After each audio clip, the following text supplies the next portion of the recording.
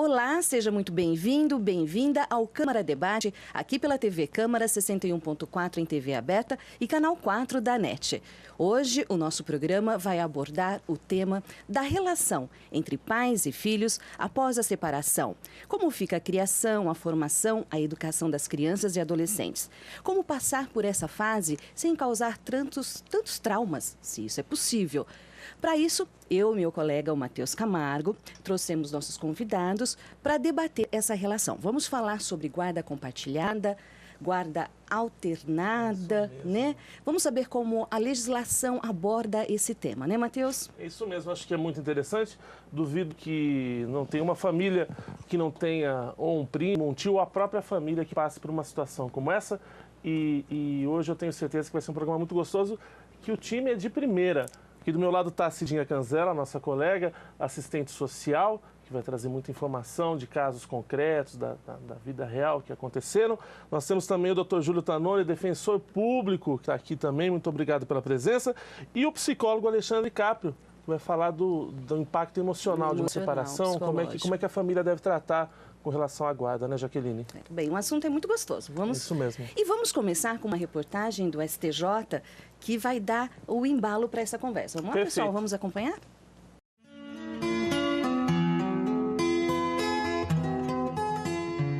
Amor, compromisso, companheirismo, respeito.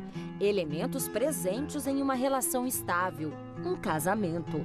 A receita promete dar certo, mas há casos em que o sentimento ou a vontade de ficar juntos acaba.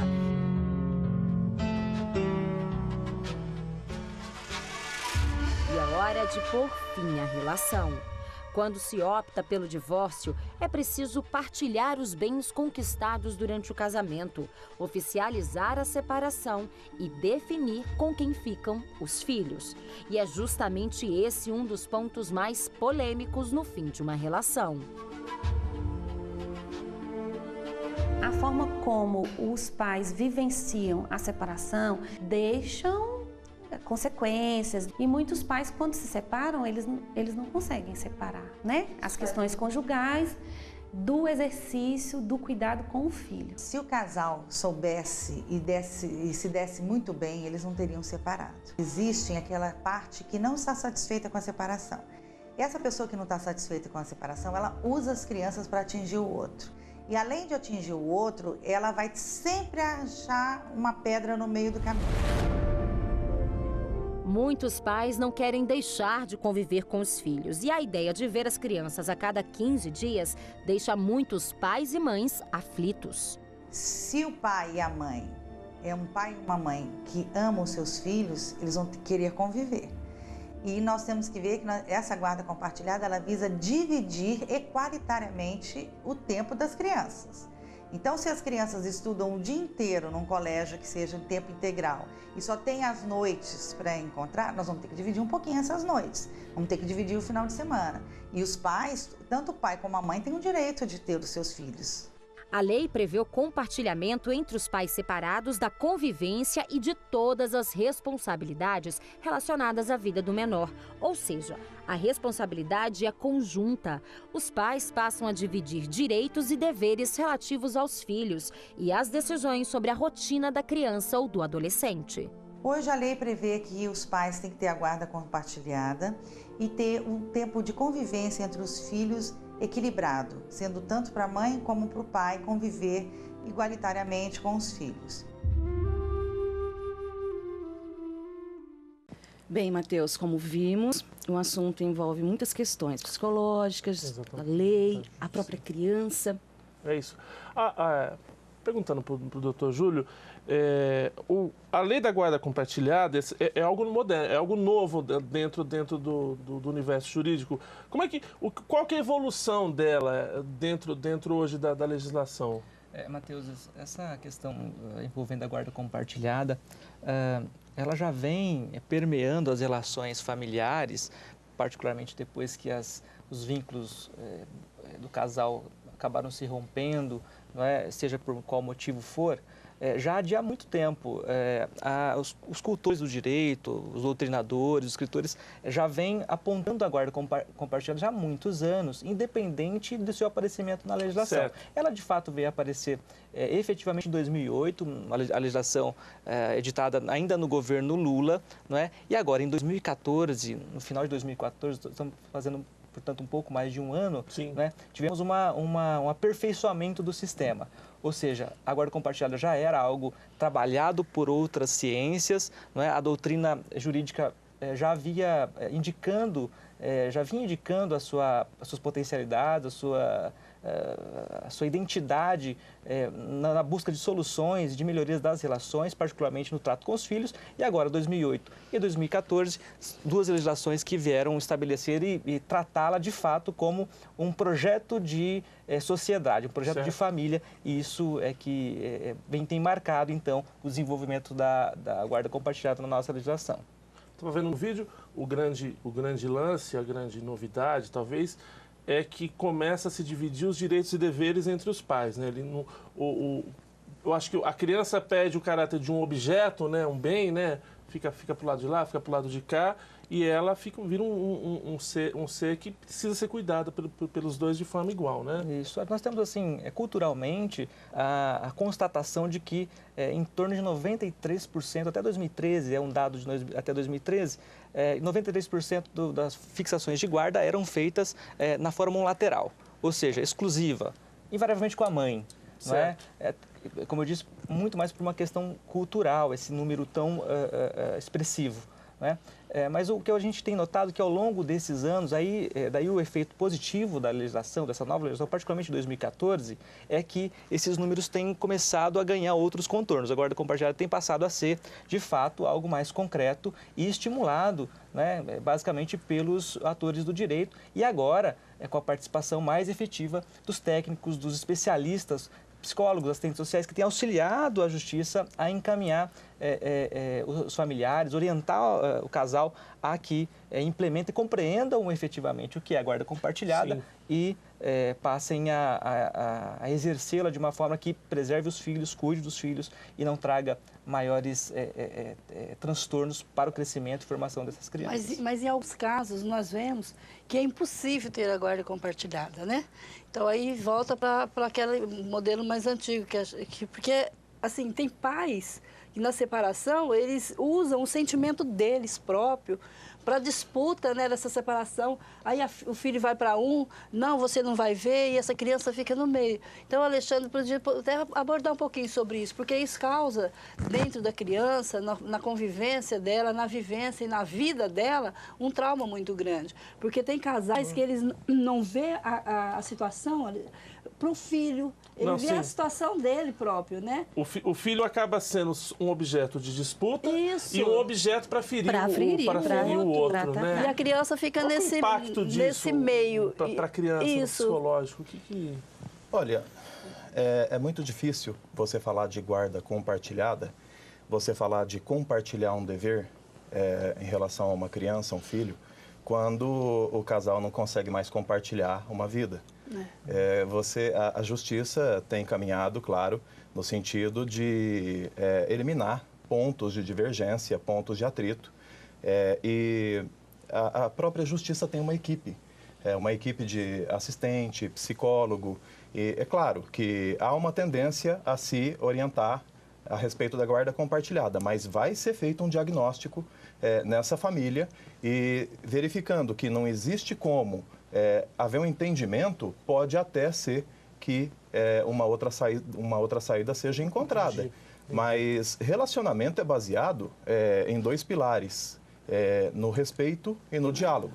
Sim. Se você não tem respeito, então você não tem diálogo. O primeiro pilar derruba o outro. Se o primeiro cai, ele bate no segundo e os dois desmoronam. Se eu não consigo respeitar o que o outro pensa ou o que o outro diz, eu interrompo o outro, eu cubro o tom de voz do outro, eu passo a não respeitar mais as condições ou os desejos do outro, e aí começa, ao invés de um relacionamento, uma grande guerra. E quando a raiva toma conta do indivíduo, tudo vale. E aí eu posso jogar aquelas situações do passado, aquilo que eu disse que eu perdoei, mas na verdade eu coloquei ali no cofre para usar em uma situação de emergência. Aí os filhos acabam descobrindo várias coisas, né? Dos pais. Isso. Muita coisa. E levo com ele, todos esses sentimentos. Nossa, eu não sabia que meu pai era assim, minha mãe era assim, isso. E é complicado porque essa criança, ela não tem qualquer defesa para se manifestar, né? Não, porque... Os pais provêm, os pais... Eles Se você parar para pensar, a criança tem que respeitar os dois, imaginando que ela tenha respeito pelos pais. E os dois estão brigando. Então, de que lado ela fica? Um dos problemas que com certeza a justiça enfrenta é a alienação parental. Quando um pai, um dos dois, fala mal do cônjuge para o seu filho. Sim. Olha, a sua mãe não presta. Olha, a tua mãe é doida. Olha, o seu pai é maluco. O seu pai é isso, o seu pai é aquilo. Olha, ninguém consegue gostar dele. Poxa, mas eu gosto. Ele é meu herói. Era meu herói até agora. Isso. Agora eu vou começar a sentir culpa porque eu gosto do meu pai. Isso tem um efeito devastador no desenvolvimento da criança. Porque ela não sabe quem ela decepciona. Eu vou decepcionar o meu pai ou vou decepcionar a minha mãe? Como é que fica? E isso é considerado hoje, já começa a ser considerado uma violência psicológica também. Por isso a alienação parental, hoje, inclusive foi tratado com mais seriedade no Brasil agora, ela pode resultar em multa ou até perda da guarda. Entendi. Doutor Júlio, exatamente o que é a guarda compartilhada, alternada, a diferença? Por exemplo, o casal se separa, ele tem que procurar o juiz ou é advogado, ele que determina, o juiz ou o casal que determina como é que vai ser essa relação? Como é que funciona exatamente? A guarda compartilhada é um dos modelos de organização, né, das relações envolvendo pais e filhos, né? E ao lado da guarda alternada, ela vem sendo construída muito mais a partir das experiências, né, e da contribuição das ciências, enfim, das pesquisas que têm sido desenvolvidas nessa área, né, mas basicamente a guarda alternada e a guarda compartilhada se diferenciam exatamente pelos modelos e pelos seus fundamentos, efetivamente. Na guarda compartilhada, nós temos os pais, né, efetivamente comprometidos com o desenvolvimento, com a participação na vida dos filhos, buscando contribuir, né, para que haja um equilíbrio no período de convivência de um com o outro e participando das decisões mais simples, mais comuns da vida dos filhos. Desde o trajeto que vai ser feito para ir à escola e os demais cursos, efetivamente. Uma alimentação. Exatamente, até a escolha, efetivamente, da escola. Né? Os horários das rotinas das crianças. Nossa, esse casal tem que ter diálogo, então. Diálogo, meu bastante. Deus. Pois a gente costuma dizer, Jaqueline, que nesse caso é maturidade. Maturidade, né? Nós temos crianças sendo educadas, cuidadas por outras crianças. Certo. Pessoas que, embora a idade tenha chegado, nunca experimentaram a maturidade necessária. A guarda alternada, ela já tem um padrão, já que... É mais rígida. Exatamente, ela estabelece que a criança passará tempo, né, tempos mais ou menos estanques, 15 dias, uma semana, eventualmente um mês, com cada um dos pais. A guarda alternada, é bom que se diga, que os especialistas têm visto ela com bastante, com bastante restrição. Na verdade, não é um modelo indicado. O Alexandre pode depois esclarecer melhor isso. Exatamente porque ela quebra vínculos, estabelece também um padrão não adequado, efetivamente, de criação, exatamente porque cada família, cada ambiente familiar tem as suas rotinas, né, o seu padrão de convivência, e isso pode ser prejudicial para a criação e formação, efetivamente, do caráter, enfim, da vida dessa criança. Do ponto de vista prático, legal, a guarda compartilhada não exime a falta de pagamento de pensão. O pai ou quem tiver a necessidade, a possibilidade continua pagando, continua provendo essa criança. Mateus, né? Isso foi um mito desde a edição dessa legislação, e a gente tem trabalhado fortemente para esclarecer as famílias, os casais nesse sentido. A fixação da guarda compartilhada, o que é sempre muito recomendável, em observar naturalmente as condições, né? Particularmente o interesse do casal, dos pais, pelo exercício da guarda e as condições para isso. Quando eu digo condições, eu estou falando de afeto. Não é? Em havendo essas condições identificadas, não é, nós costumamos dizer que a necessidade de contribuição material não está afastada. Perfeito. Ou ela vai se dar naturalmente, né, por um ajuste do casal, a depender do seu nível, naturalmente, de compreensão, de comprometimento, ou mesmo a fixação judicial, que é feita junto, inclusive, com a regulamentação da guarda no modelo compartilhado. Então, ela não é absolutamente incompatível, naturalmente, que os valores dessa transferência de recurso, da pensão alimentícia efetivamente, é que vai sofrer os efeitos desse modelo de guarda. Mas o que a gente tem sustentado é que nem a regulamentação do valor da pensão alimentícia e nem, eventualmente, os horários de visitas Sim. estão efetivamente afastados pela adoção do modelo da guarda compartilhada. Em 89 nasceu meu filho, né? Eu não me casei, mas eu já praticava a guarda compartilhada. Sem saber. Sem saber da guarda compartilhada. Porque assim, eu tinha pelo assim, bom senso, pelo né? bom Pelo senso, amor, né? eu tinha assim as minhas diferenças no meu relacionamento. Tanto é que não progrediu, né?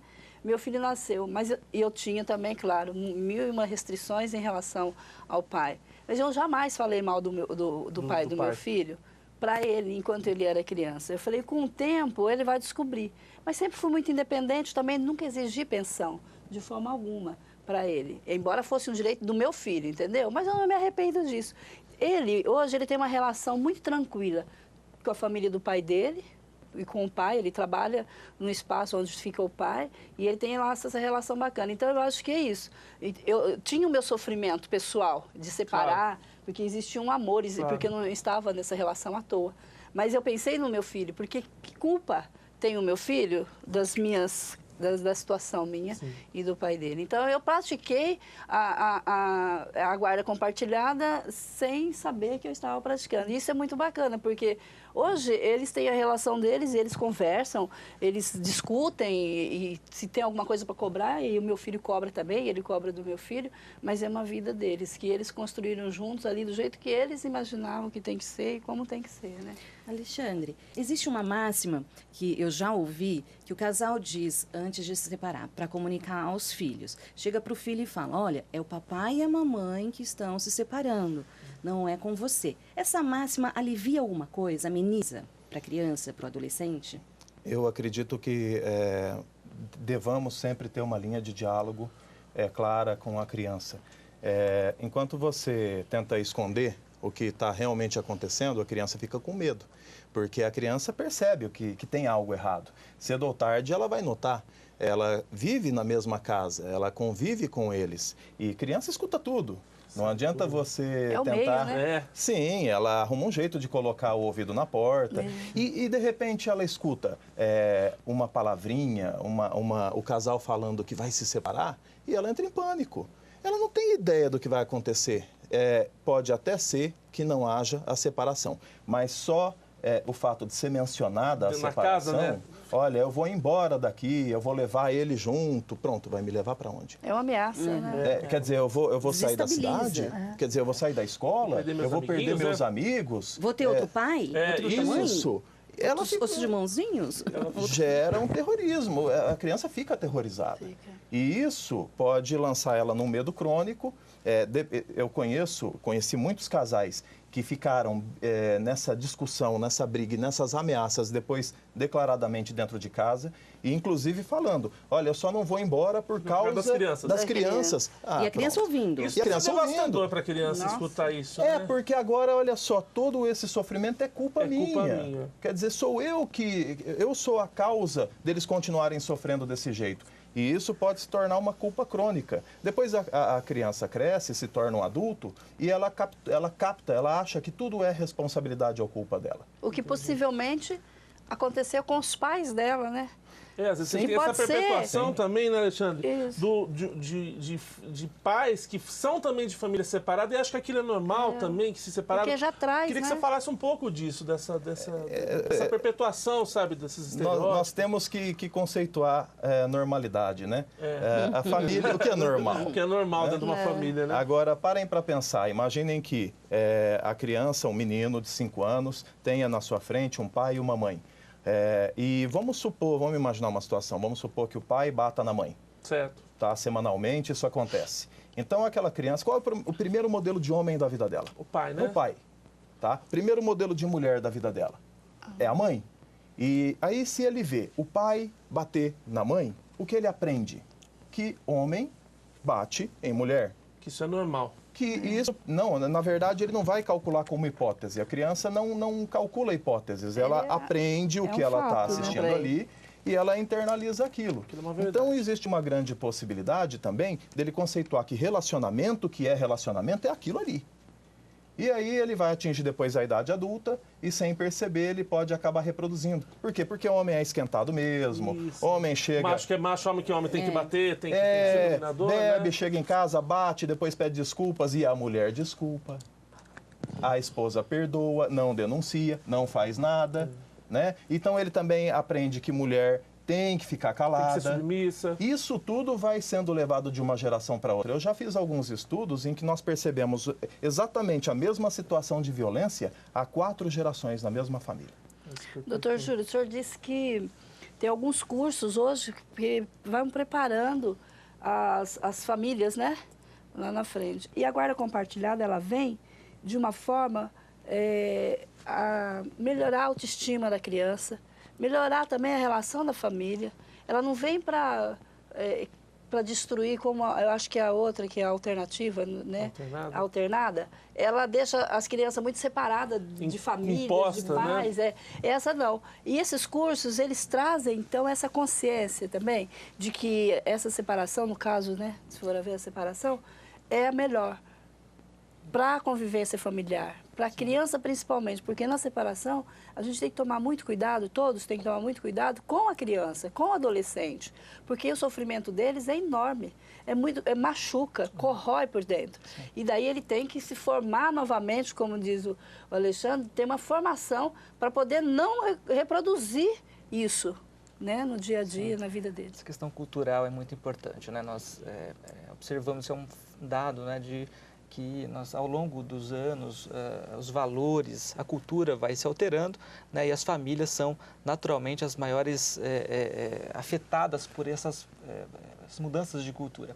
A guarda compartilhada, ao lado do equilíbrio da convivência, ela busca basicamente evitar 2 circunstâncias. Primeiro é o abandono afetivo, né? O pai que, na verdade, é um genitor, é quem cedeu material genético, né, e nunca assumiu essa postura efetiva. E o outro é a própria alienação parental, como já foi dito aqui pelo Alexandre. São duas circunstâncias, 2 situações que são absolutamente deletérias, né? Elas comprometem as formações, a estrutura toda de crescimento, enfim, de formação dessas crianças, né? E é isso que a guarda compartilhada tem buscado, então, anular, né? Neutralizar o abandono afetivo, né? E, de outro lado, a alienação parental. A gente pode trabalhar um pouquinho mais isso, mas o fato é que, basicamente, essas posturas, enfim, essas práticas são adotadas por casais, por pais e filhos, na verdade, por pais, efetivamente, que estão despreparados para a vida, né? Se não para a vida comum, mas principalmente para a criação de filhos, enfim, para dar condições de um crescimento adequado, enfim, saudável para essas crianças. Matheus, eu gostaria de pedir um minuto aos nossos entrevistados e a você para a gente fazer o nosso intervalo. E daqui a pouquinho a gente continua falando sobre guarda compartilhada. Aguarde um instante só.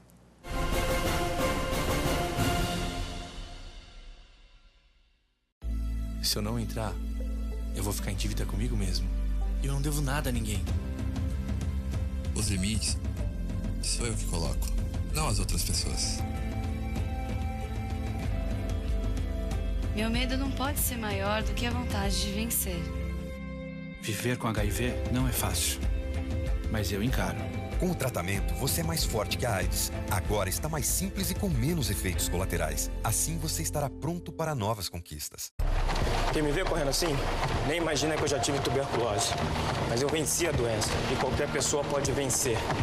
Se você tosse por mais de 3 semanas, procure a unidade de saúde do SUS e faça o teste grátis. O tratamento também é gratuito, não pode ser interrompido. Vai por mim. Tuberculose existe, mas tem cura. Apoie quem tem a doença. Ninguém merece perder o fôlego por causa dela.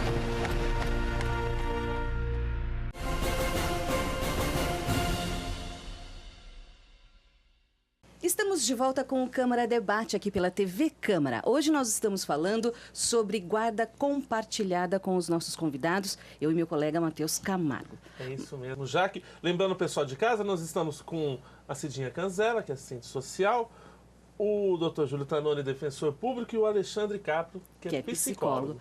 E eu queria, voltando agora para esse segundo bloco, conversar com o Dr. Júlio, para ele nos explicar exatamente, porque eu também ouvi críticas com relação à guarda compartilhada, parece que é uma confusão assim, a criança tem 2 casas. Revezamento de causa casa, confusão. Né? É necessário que haja isso ou não? A guarda compartilhada não necessariamente diz que precisa ter 2 casas. Casa, né? Na verdade, quando se estabelece a guarda compartilhada, necessariamente precisa se prever a residência base. Né? Qual será o local em que regularmente essa criança vai se estabelecer? Né? Lembrando que se os pais têm, naturalmente, condições de receber essa criança, né? Quando eu digo condições, é condições operacionais mesmo. Se eles moram perto, né? Se os meios de locomoção são viáveis, viabilizam que ela esteja mais... circulando, né? Exatamente, dividida entre essas 2 casas, mas basicamente é estabelecida a residência base. Óbvio que se os pais moram em cidades diferentes, esse estabelecimento deve ser estabelecido obrigatoriamente. A lei faz essa previsão expressa de que deve ser estabelecida a residência base. O fato é que, como a gente vem conversando aqui, é muito mais importante a compreensão do que seja efetivamente. Na verdade, foi grande também vantagem da legislação de 2008. Né? Ela traz um rol de informações, né, do que seria a guarda compartilhada e sempre determinando que o casal precisa ser cientificado, enfim, orientado quanto ao que seja, né, quanto às suas práticas, e aí entra o sistema de justiça para orientá-lo nessa missão. Né? Então, a residência base deve ser fixada e ela é referência, na verdade, é uma das pedras de toque da própria guarda compartilhada. Mesmo que haja um litígio, também pode ser decidido, se o casal for maduro o suficiente, que tem alguma diferença entre os dois, em termos de propriedade, em qualquer coisa, é possível que se tenha essa característica da guarda compartilhada. Essa foi, talvez, a grande discussão da lei da guarda compartilhada de 2014, quando ela passou a estabelecer como regra a guarda compartilhada, não é? Ainda que houvesse essa situação não tenha sido objeto de consenso dos pais, né? Mas, de outro lado, aí a doutrina, enfim, tem feito as necessárias ponderações e ela, óbvio que faz a compreensão desse dispositivo da lei a partir de elementos que deem viabilidade para a guarda, ou seja, os pais têm desejo, né? Têm a vontade de exercer a guarda, de outro lado, eles têm condições para isso, né? Em não havendo essas condições presentes, é óbvio que o juiz, a justiça não vai dar o passo, né, e intervir dessa forma na construção, enfim, na família, né, para colocar a criança, os filhos, numa situação vulnerável como essa, que, na verdade, são quem a justiça e a legislação busca proteger. Então, é importante que se diga que deve haver condições e, de outro lado, desejo desses pais, consciência desses pais da necessidade de participarem e efetivamente influenciarem na vida e formação dos seus filhos. Alexandre, no caso da separação, é mais complicado para uma criança ou para um adolescente, ou não? Porque também tem aquela coisa assim, quanto mais novinho, melhor, porque ele não entende, bebê, né? Se separar quando é bebê ainda não entende, ele vai acostumar com sua mãe ou só o pai, ou não? O adolescente está naquela fase de revolta e só vai agravar mais? Olha, quando você me faz essa pergunta, eu logo de cara já me lembro de um outro problema, uma outra questão que também acontece e tem que ser discutida na nossa sociedade, que é a adoção. Eu sempre oriento que, independente da idade, os pais deixem sempre claro o que foi que aconteceu, né? Desde a infância, desde a primeira fase. Olha, você não veio da barriga da mamãe, mas você vem do coração, tal, explica direitinho o que aconteceu. Porque se a criança também tem alguma informação omitida, por exemplo, ela não sabe que é adotada e depois ela descobre, isso gera uma revolta muito grande, principalmente se for na adolescência, porque o adolescente, Ele tem esse espírito mais, né, mais contestador, então, na né? adolescência, se houver a separação, ele tem talvez um impacto ali mais complicado para os pais lidarem. É que depende da motivação. Se o adolescente tem acompanhado e sabe, tem informações a respeito do que está acontecendo, pode ser que até ele esteja cansado. Sim, né? se jogue limpo, porque não dá mesmo, né? Agora, se são... então é melhor separar mesmo, mesmo, né? Isso, agora, se tem um monte de situações que são, de repente, despejadas na mesa e o adolescente não sabia, é claro que ele vai se sentir traído, enganado. Então, é que depende, né? A gente brinca que o adolescente, ele por si só já é revoltado. Se ele morar sozinho, foge de casa. Mas isso é porque o adolescente, ele se distancia daquele estereótipo da família, dos pais, para procurar a própria identidade dele e depois retornar à família. É a própria viagem que ele tem que traçar para adquirir a identidade dele. Então, nós temos que tomar muito cuidado. É interessante que você sempre explique para o seu filho o que está acontecendo. E eu vejo muitos pais, é claro que isso até pode ser um outro tema, vamos anotar todos os temas aqui para os próximos câmeras de debate. Falando com a criança sempre como se ela fosse boba. Menor, né? Fosse, né? Até com palavras viciadas, sabe? Sim. Falando como se fosse uma criancinha. E eu vejo mãe falando com um menino de 10 anos desse jeito, porque acostumou. E aí menospreza a intelectualidade da criança e acaba também, depois ele entra na adolescência, pré-adolescência, e começa a se sentir ofendido por não participar de tudo o que está acontecendo.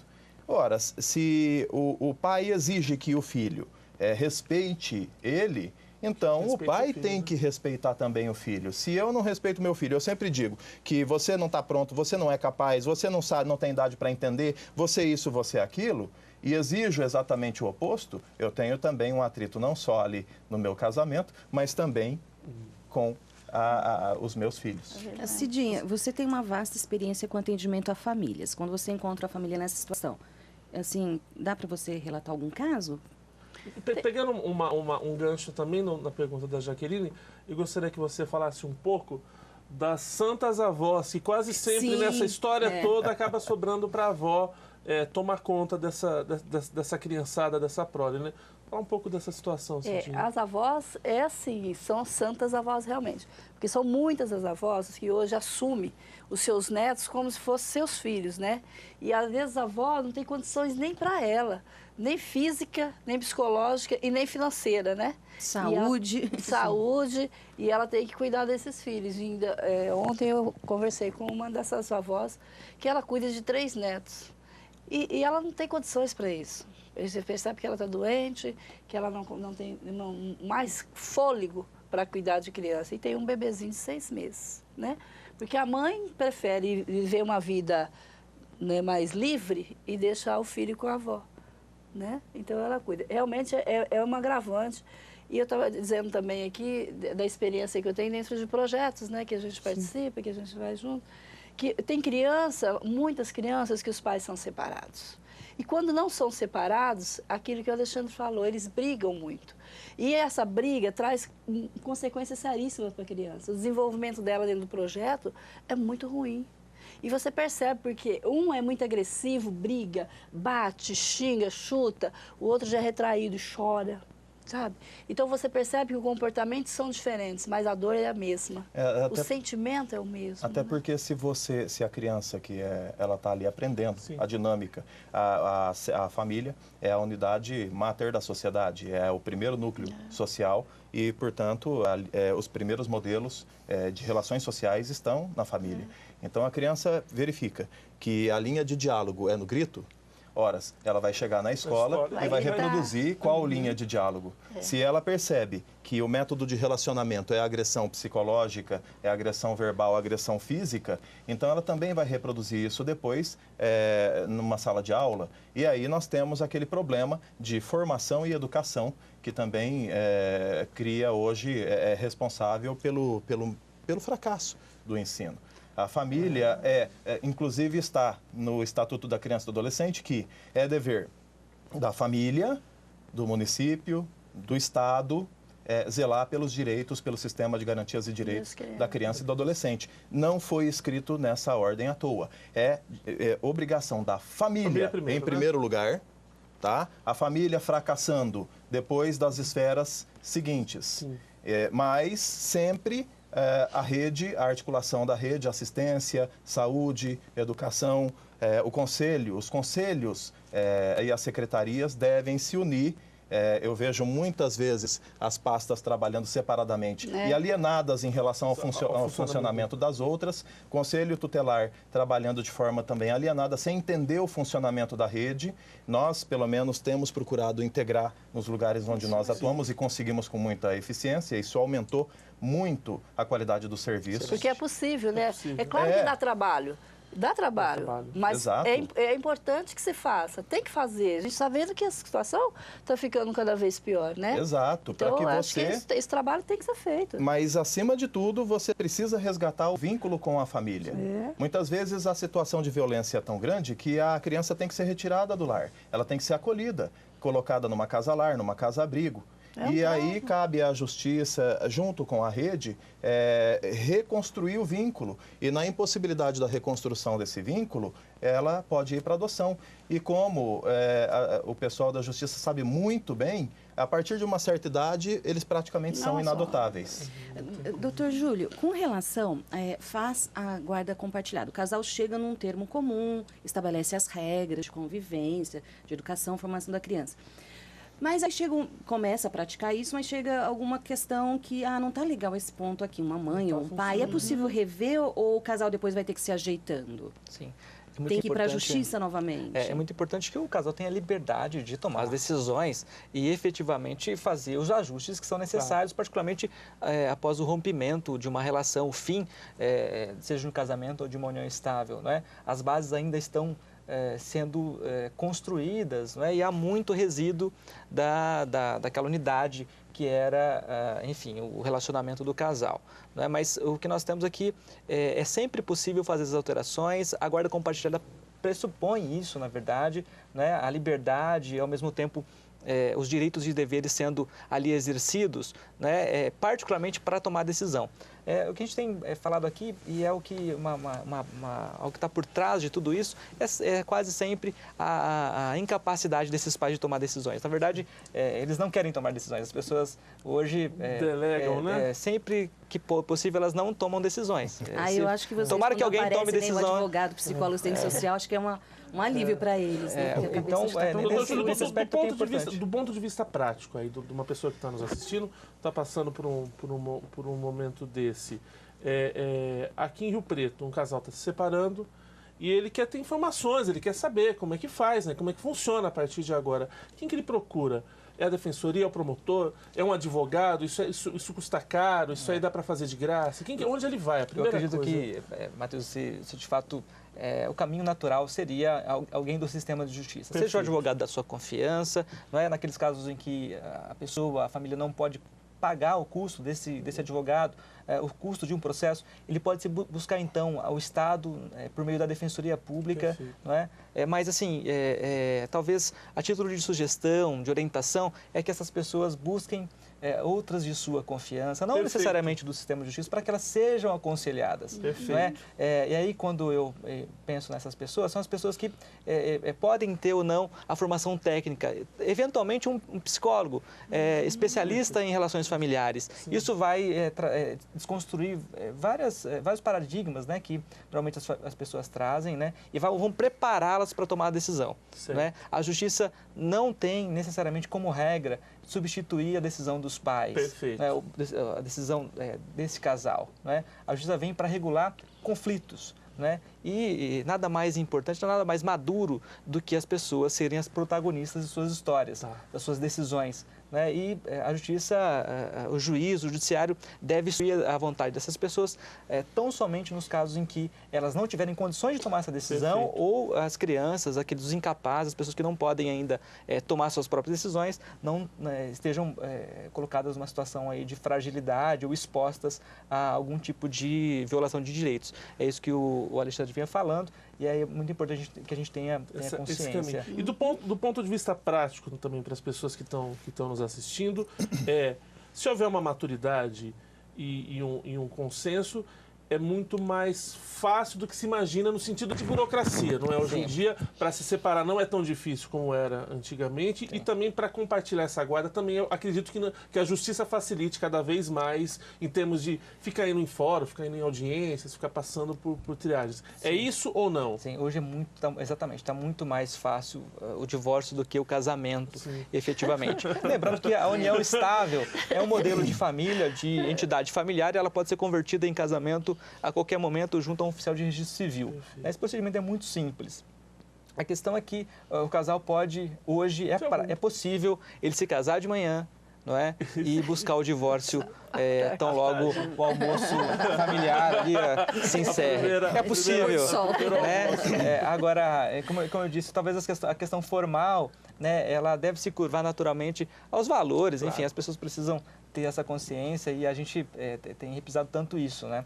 Precisamos de gente madura, né? Que a sociedade precisa ser calcada em pais, casais, né, que formem famílias maduras, famílias saudáveis, né? E aí, enfim, como células boas, né, tem naturalmente se multiplica de forma saudável, né? Células ruins, células cancerígenas, elas acabam se multiplicando naturalmente por outras células ruins. E isso é muito grave para a sociedade como um todo. Eu acho engraçado porque, falando da maturidade, nós temos situações absurdas. Eu conheço um caso aqui em Rio Preto mesmo, de um indivíduo que se casou e se separou logo em seguida, só porque ele estava numa idade em que ele não podia mais dizer que ele era solteiro. Então, casou para casar. Exatamente. Casou para cumprir a tabela. Não, eu casei. Aí ele vai falar aqui então agora. Cumpriu a tabela, beleza. Eu casei e me separei porque agora eu digo que sou divorciado. Essas dívidas fica uma coisa sociais. Mais. Exato. Essa pressão social muitas vezes é o que impede uma mulher de se separar de um marido violento. Isso. Enquanto a criança presencia tudo.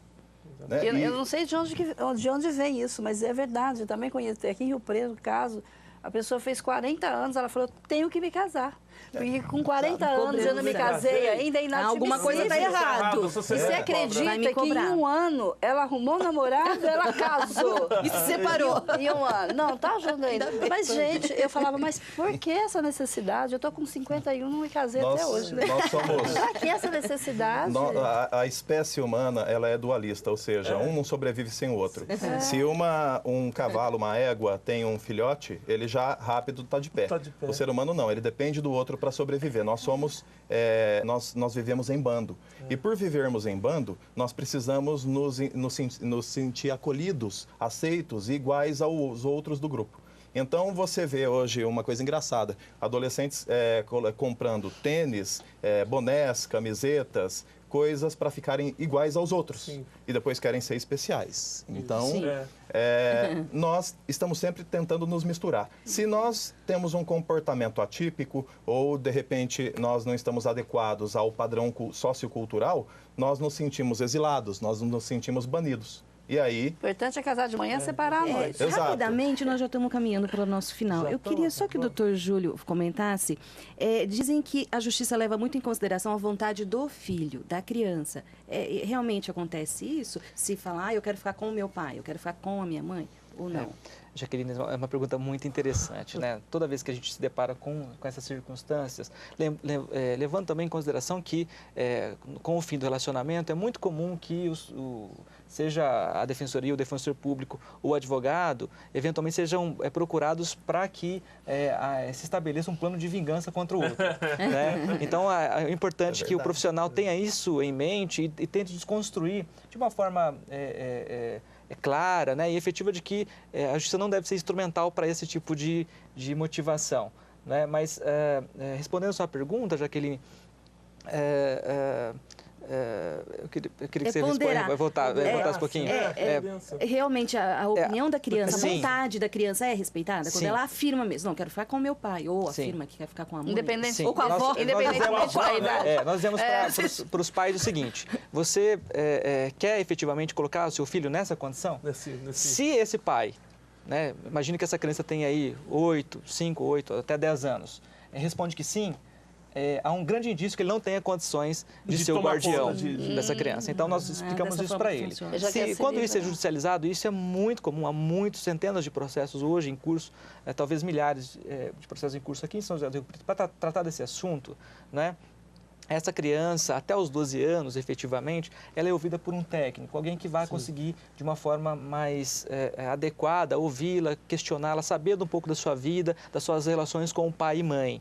Não é? A partir dessa idade, o Estatuto da Criança e do Adolescente estabelece que ela deve ser ouvida obrigatoriamente. Aí é uma opção do juiz, da família, em ouvi-la numa audiência ou, naturalmente, numa circunstância, num ambiente mais adequado, que é a audiência judicial em si. Mais formal, né? né? Não para que se outorgue para a criança a decisão, efetivamente, de com quem ela vai morar, mas para que as informações que ela passe, os vínculos que ela consegue descrever, né, sejam levados em consideração em caso de decisão. Então, a criança deve ser ouvida sim, né, mas naturalmente a partir das circunstâncias mais adequadas à sua formação, lembrando que ainda não é dela a decisão de com quem ficar. Eu não estou, óbvio, e naturalmente dizendo de um adolescente, 15, 16, talvez 17 anos. Nesse caso, ele está aí absolutamente definido, até por uma questão natural, lógica, né? Ele não vai ficar por uma decisão